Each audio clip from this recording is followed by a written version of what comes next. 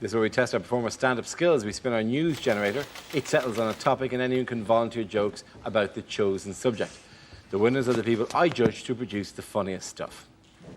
OK, here we go. Let's spin the wheel.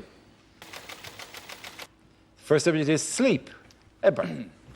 Does anyone here sleep with someone who snores? Yes? Well, I envy you, because I lie awake next to someone who snores. My wife snores terribly, and part of what keeps me awake is lying there going, how do you sleep through this? I can't sleep through it, I'm only next to it. The noise is inside your head. And how come you can sleep through that? But the sound of me making a sandwich in our kitchen, that wakes you up. There is no way me making a sandwich makes more noise than you're making right now. She snores so... She said the cutest thing to me one time, though. She says, do I not sound like a kitten purring? Bless. No. You sound like a cat drowning in porridge. If I had a kitten made that noise, I'd put it down. Apparently she had her nose broken a couple of times when she was a kid. Didn't teach her, she's still bleeding snores. Thank you very much, Ed. OK, let's spin the wheel again. Subject is health. Andy Parsons. With flu jabs now, what they do, don't they, is they put a little bit of flu into you to help you combat the flu. I was thinking by that argument, surely you should be able to have the odd cake to help you fight obesity. Because let's face it, you can do too much exercise, can't you? You know, did you see Madonna's arms? They didn't look right, did they? It's like half human, half Terminator. Of course, that's the problem when you're always picking up small African children going, no, no, no. Thank you very much, Andy. OK, that leaves it with Russell and Jack. Let's spin the wheel. The next subject is television. Who wants to come into that? Jack.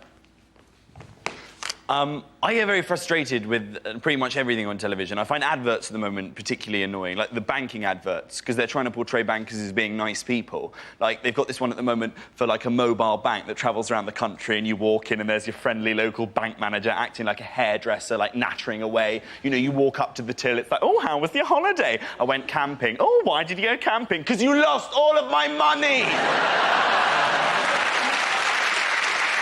Decided the only option I've got is just to not watch TV at all, because everything annoys me. And I've got quite a lot of people that pressure me into doing that as well. Like my dad, he's quite old-fashioned. He's always saying, you don't need to watch television. You should do other things, better things, more edifying things. Don't watch TV, Jack. You should read. Read the great novels. They're entertaining, they're educational. Even read the Bible. The Bible is engrossing. It's enthralling. The stories of Jesus, they're encapsulating, they're invigorating. I'm like, no, Dad. If I wanted to be entertained by 12 people sat round a table trying to impress some bearded Jewish know-it-all that thinks he's some kind of deity, I will watch The Apprentice. Thank you very much, Jack Whitehall. OK, Russell, let's see what you've been left with. Let's spin the wheel. That's fitness. Could have been camel toes. Now, I was in the gym the other day. I was in a locker room, and a 5-year-old boy ran in and jumped into a locker. Now, sometimes you know you're just going to have an incident, right? You could hear him in there giggling, and you knew what he was going to do. He was going to jump out and scare his mates, because his mates appeared seconds later, like, where's Stephen gone? Where's Stephen? He was there a minute ago. This is most irregular. And he waited, not for his mates, but for 3 huge naked men. It was fantastic. They were kind of walking past, and this little kid leapt at those men like a cat with rabies. It was incredible, right? Just from nowhere, the noise they made, I've never heard a noise like it. They sounded like a tugboat getting molested. It was like,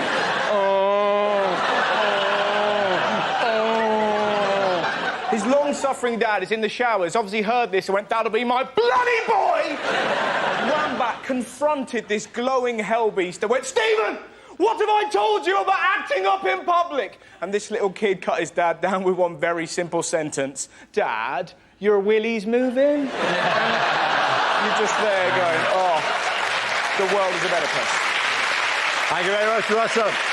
At the end of that round, the points go to Ed and Jack.